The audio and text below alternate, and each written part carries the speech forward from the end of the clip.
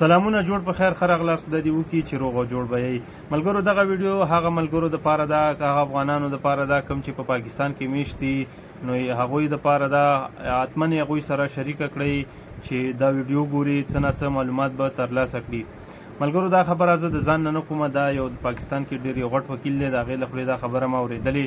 او زه خپل معلومات به هم کوم او به در سره بیا وار په وار زه شریکوم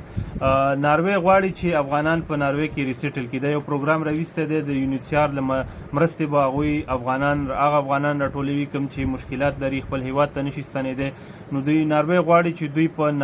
هلته په ناروې کې ریسیټل کړي دا پروګرام به دوی شروع کړی دی مخکې هم دوی څه نه څه افغانان وړي دي اوس بیا دوباره سټارټ کړی دی نو یونیسیار د لارې به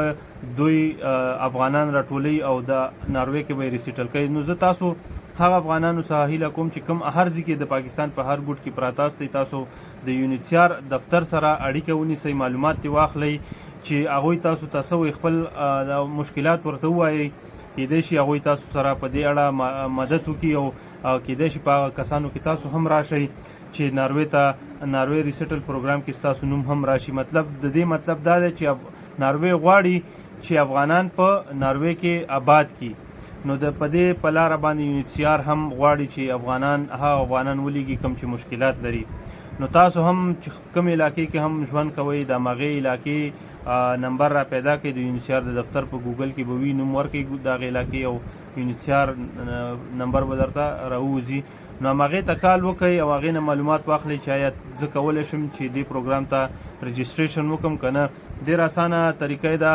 نور معلومات به در سره زه په بله ویډیو کې شریکوم خو د هغه وکیل د خولې ما دا اورېدلي دي وایي چې صرف به یونیسیار ته تاسو خپل رجسټریشن وکړئ بیا هغوی چې تاسو دغه کړئ قبول کړئ نو هغه به بیا تاسو ناروې ته ریفر کوئ ناروې چې کوم دغه دي